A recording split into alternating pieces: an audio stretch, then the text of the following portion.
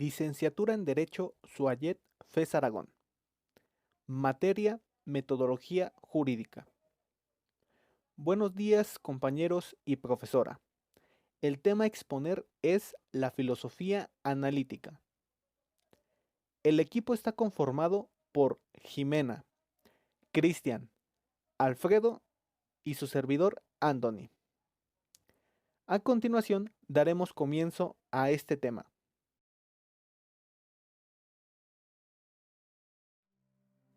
Para comprender la filosofía analítica, es importante tener en mente el significado base de qué es la filosofía.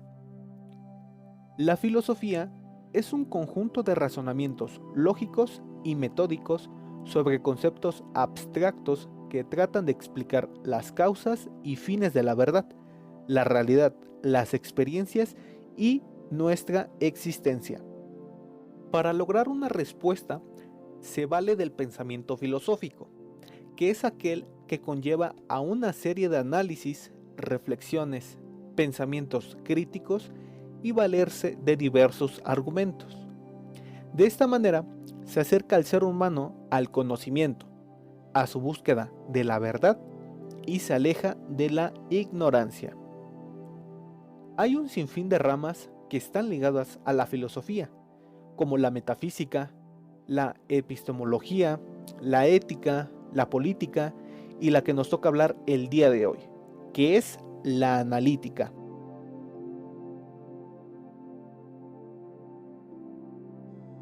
El origen de la filosofía analítica comienza a principios del siglo XX en el mundo anglosajón, en países como Estados Unidos, Reino Unido, Canadá, Australia y Nueva Zelanda, y los países escandinavos, los cuales se rebelaron contra la corriente en ese entonces dominante, la del idealismo absoluto, y apoyándose decididamente en el análisis lógico del lenguaje. Su objetivo fue y es el de clarificar los temas filosóficos a través de la argumentación, el análisis y el rigor lógico, una búsqueda que derivó inevitablemente en una investigación exhaustiva del significado y de lo que contiene el lenguaje. En la primera mitad del siglo XX, la filosofía analítica solo se centraba en el lenguaje, pero a partir de la segunda mitad empezó a recaer en la exigencia de la claridad, en el rigor de la argumentación lógica y la justificación misma de lo que se plantea, en la atención a los detalles, el respeto a las ciencias naturales y la desconfianza hacia los grandes sistemas filosóficos que estaban latentes en ese tiempo. Así también, la filosofía analítica se enmarca bajo la etiqueta de un conjunto amplio de diversas escuelas con algunos puntos en común. Como consecuencia del nazismo, muchos grupos germanos se vieron obligados a emigrar de sus países de origen, por lo que el movimiento terminó concentrándose geográficamente en el mundo angloamericano. He aquí algunos de sus rasgos predominantes: empirismo y positivismo. La crítica al idealismo condujo a la recuperación de la tradición filosófica inglesa. El empirismo y, paradójicamente, este retorno al empirismo se dio en la cuna del idealismo inglés, Cambridge. Otro centro de la filosofía analítica sería en Viena. Al menos las dos primeras generaciones de los representantes de esta escuela eran científicos destacados del campo de las matemáticas y la física. Consecuentemente, resurge la negación del valor de la metafísica y la consideración de las ciencias naturales como únicas ciencias válidas. Análisis del lenguaje. Si la metafísica carece de todo valor, entonces, ¿cuál será el objeto de la filosofía? La respuesta que aparece es el análisis del lenguaje. La comprensión de este tópico varía de acuerdo a los pensadores y las escuelas. La filosofía analítica concibe el análisis de la siguiente manera. El análisis del lenguaje, sentido desde el cual difiere el empirismo, ya que no se dedicarán al análisis psicológico, se trata de un análisis orientado hacia la lingüística y las preposiciones. El análisis puede realizarse en una doble dirección, a través del formalismo o el análisis lógico del lenguaje científico y el antiformalismo o el lenguaje lingüístico del lenguaje común. La filosofía será de esta forma una actividad, mas no un saber sustantivo. Será la actividad del análisis del lenguaje. Tal análisis tendrá como objetivo la clarificación de los conceptos filosóficos y científicos. El lenguaje no será tanto objeto de investigación como en la filosofía del lenguaje, sino como el medio a través del cual se realizará el análisis, y el análisis mostrará que la mayoría de los problemas filosóficos, no su totalidad, son sin problemas falsos creados por la naturaleza misma del lenguaje. Entonces, el rechazo a la metafísica desplaza el énfasis de los límites del conocimiento para suscribirse a los límites del lenguaje, en tanto las proposiciones de la metafísica carecen de significados. Postulados. La filosofía analítica busca construir la filosofía como una ciencia unificada. Va a plantear una construcción de un sistema del lenguaje, el cual se caracteriza por la reducción de la filosofía al análisis del lenguaje, donde éste sea puramente lógico-matemático y donde todas las proposiciones y todos los enunciados puedan traducirse a este vocabulario lógico-matemático. Sostiene que el lenguaje es una actividad, un modo de vivir y una forma de ponerse en contacto con el entorno. Es así que podemos ver cómo traducimos los enunciados ordinarios a un sistema totalmente formal. Para la filosofía analítica, este sistema del lenguaje debía contener exclusivamente constantes lógicas, como nociones matemáticas, expresiones cuyos valores semánticos fueran particulares, referencias, verdades, el pensamiento, la experiencia, la comunicación, la interpretación, el significado, el aprendizaje, el entendimiento del mismo y la traducción desde el punto de vista lingüístico, o sea, datos sensoriales o particulares observables. Esta manera de ver el lenguaje va a excluir por lo menos de un lenguaje significativo a la metafísica, a la ética, a la religión y hasta a la literatura. ¿Por qué? Porque no son observables ni verificables sus proposiciones y su lenguaje. El objetivo era purificar las ciencias de todo contenido metafísico, de toda proposición que no tenga sentido. Esto con el análisis lógico del lenguaje como método para establecer qué enunciados y qué proposiciones tienen un sentido y cuáles no. Es así que nace el llamado principio de verificación, el cual nos dice que el significado de una oración depende de su verificabilidad. Si es verificable la oración, tiene significado.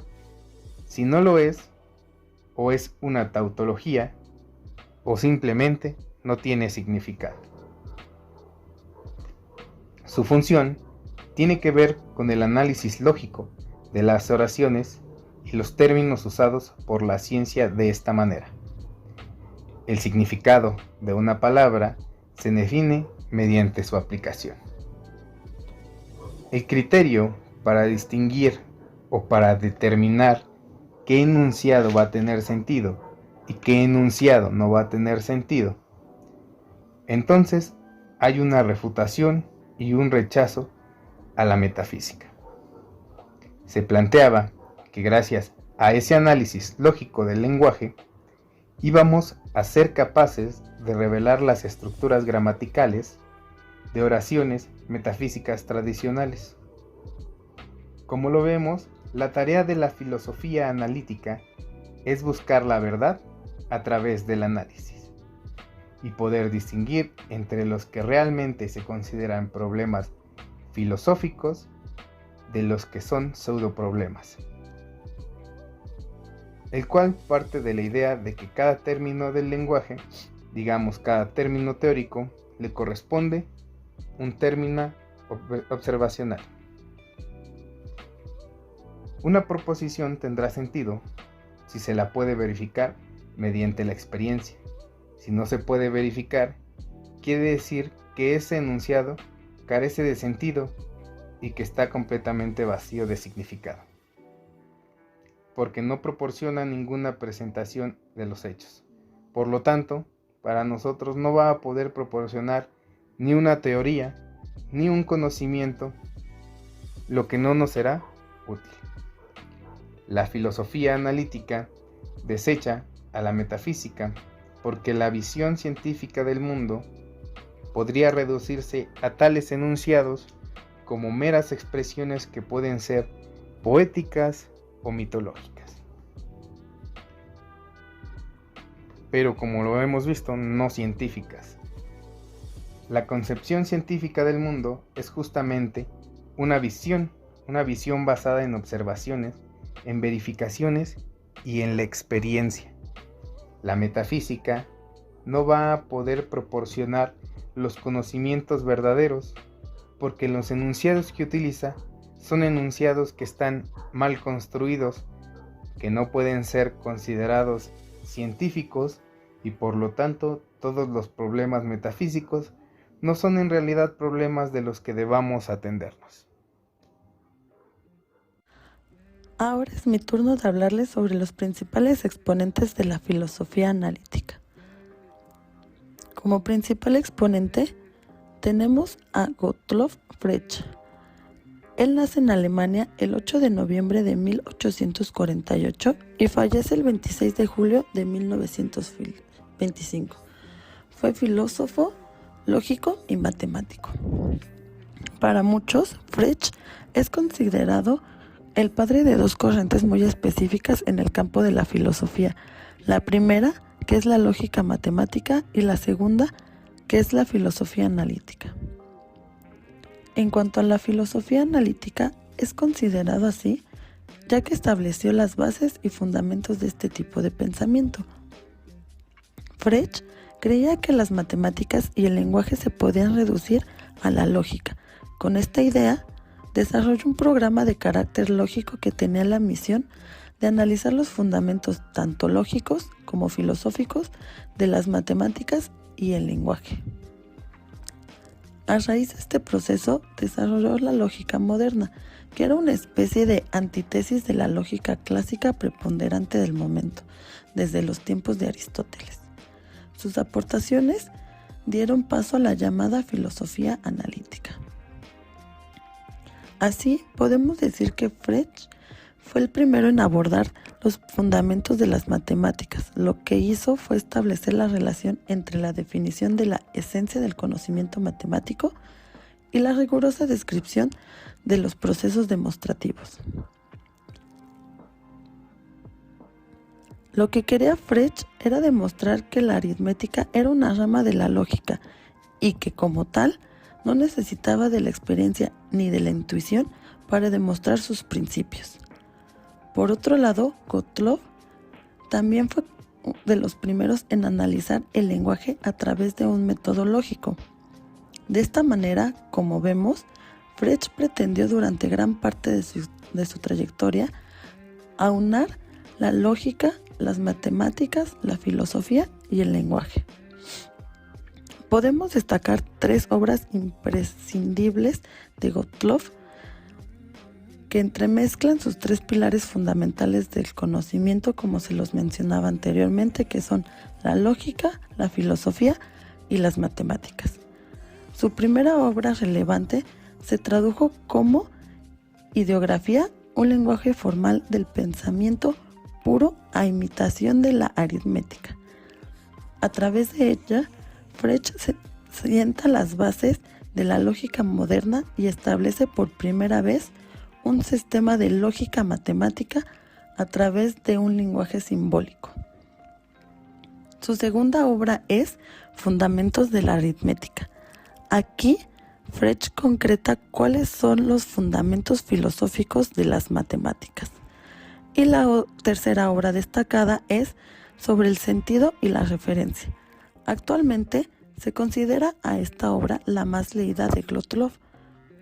Concretamente se trata de un artículo seminal en el que expresa sus ideas fundamentales sobre la filosofía del lenguaje. Otro exponente de la filosofía analítica es Ludwig Joseph Wittgenstein. Fue un filósofo, matemático, lingüista y lógico. Él nace el 26 de abril de 1889 en Austria y fallece el 29 de abril de 1951. Él también es considerado como uno de los filósofos más influyentes del siglo XX. Las investigaciones de Ludwig se centran especialmente en dos campos o dos ramas de la filosofía del lenguaje y la filosofía lógica, o filosofía de la lógica. La filosofía del lenguaje es la rama de la filosofía centrada en estudiar el propio lenguaje, su naturaleza, implicaciones, relación con el pensamiento, etc. De hecho, una de las frases por excelencia de Ludwig es: los límites de mi lenguaje son los límites de mi mundo. Por su parte, la lógica dentro de la filosofía engloba aquellas áreas de la misma que utilizan métodos lógicos para resolver problemas filosóficos. Es decir, la filosofía de la lógica es una rama de la filosofía que pretende estudiar los sistemas lógicos y que pretenden avanzar aportando conocimientos en una discusión de problemas filosóficos. Ludwig entendía la filosofía como un método de análisis conceptual y lingüístico. Algunos lo consideran el fundador de la filosofía analítica, donde se evidenciaba su afán de conocimiento a través de las preguntas y el lenguaje. Según él, la filosofía permitía que se clasificaran las ideas que se encuentran en el lenguaje. Ludwig apostaba por la línea de que el lenguaje estaba formado por complejas proposiciones que debían ser analizadas y compuestas en estructuras más simples. Por otro lado, Ludwig opinaba que las palabras eran herramientas que ejercían diferentes funciones dentro del lenguaje e incluso más allá de él. Uno de los conceptos aportados por Ludwig fue el de juego del lenguaje.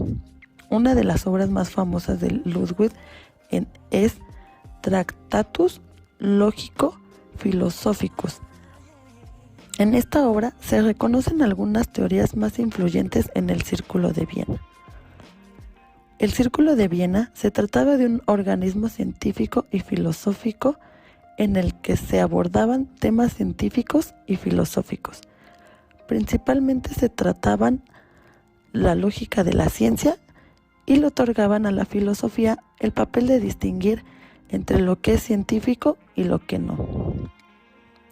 Algunas de las obras más destacadas del filósofo austriaco fueron Observaciones de los fundamentos de las matemáticas, Los cuadernos azul y marrón, Apuntes y Gramática filosófica.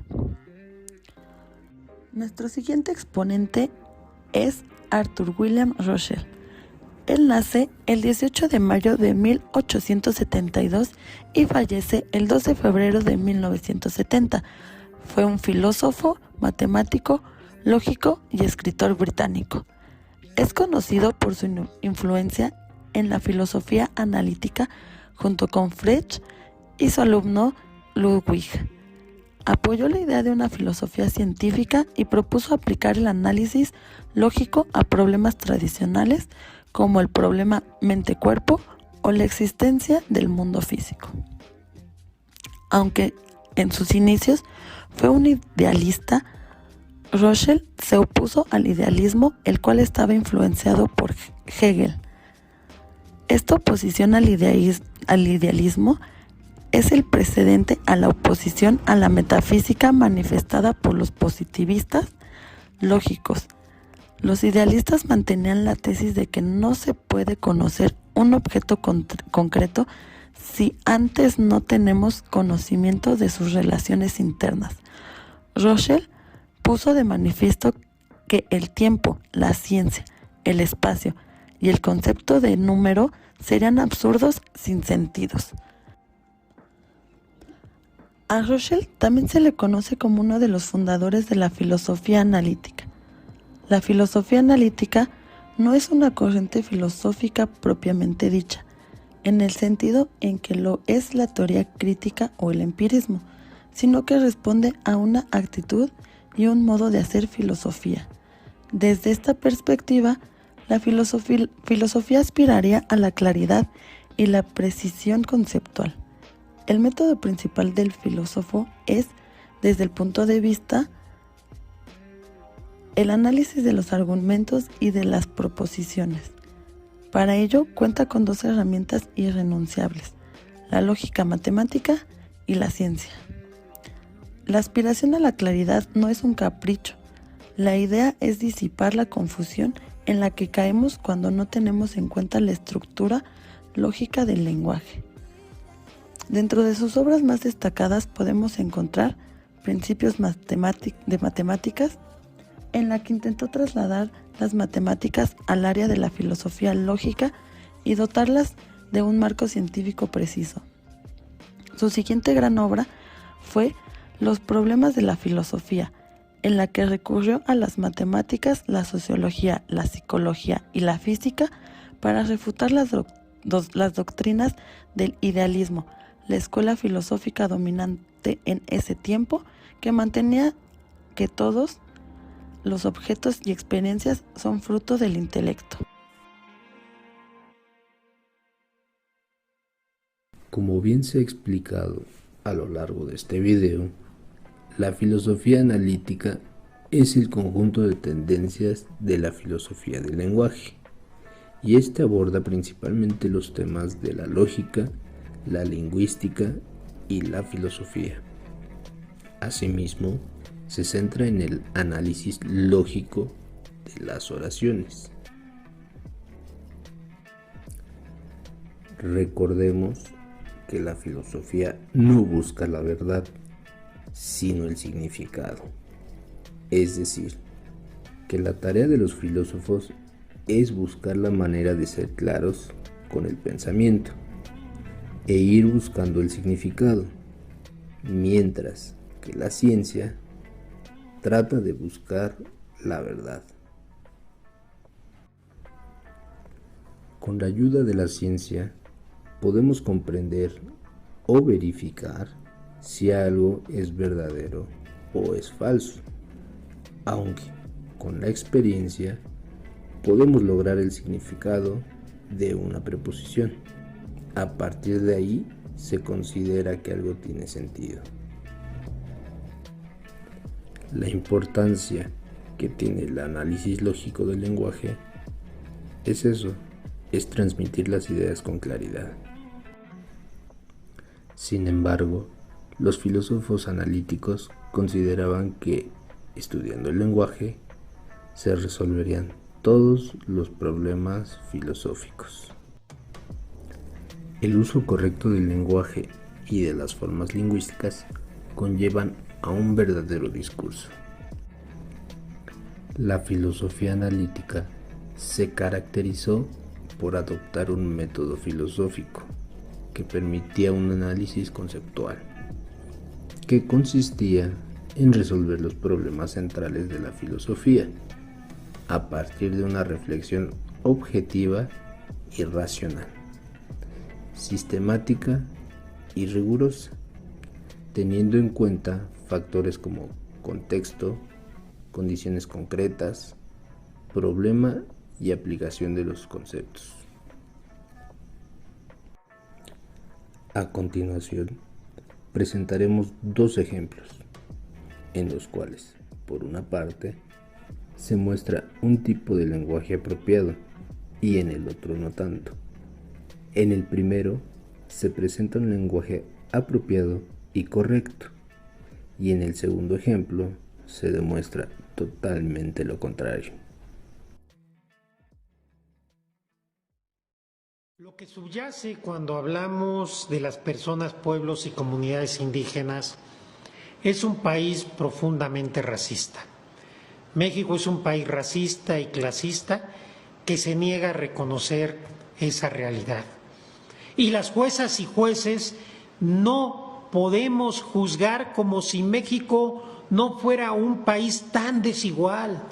Nuestra obligación en los juicios, en los procesos, es igualar la cancha, es respetar los derechos de las comunidades y pueblos indígenas, de las personas que los integran, es respetar sus tradiciones, sus usos y costumbres, pero también defender los derechos humanos dentro de esas tradiciones, usos y costumbres, particularmente de las niñas y niños. Los jueces no juzgamos en una esfera de cristal, ni juzgamos en un mundo químicamente puro. Juzgamos en un país desigual, injusto, violento, que se ha aprovechado históricamente de los grupos y comunidades indígenas. Tenemos que asumirnos como una nación pluricultural, porque hasta que no lo hagamos, no vamos a poder asumirnos como país, no vamos a poder asumir nuestra identidad y no vamos a poder avanzar para ser la potencia internacional. Como se vio en este primer video, el tipo de lenguaje corresponde a un lenguaje que se caracteriza por tener seguridad, coordinación y sobre todo sentido. En ningún momento se pierde la idea central, o bien la idea que se quiere transmitir. El lenguaje es claro y conciso. Usa palabras que no solo lo entenderán las personas que se dedican a algo similar o que están familiarizadas con el lenguaje, sino que también usa palabras y expresiones que toda persona puede entender. Mientras que en el siguiente video, que se muestra a continuación, ocurre totalmente lo contrario. La persona se aleja de la idea principal y se transforma en una idea que pierde sentido y pierde su esencia. Conflicto normativo y un sinfín de artilugios para propiciar conductas e interpretaciones a modo. Este problema lleva a una grave dificultad para quienes acceden a la justicia y para quienes la administran, puesto que no existe un entendimiento claro sobre la argumentación esgrimida, sobre la conducta deseada, ni sobre el mandato dictado.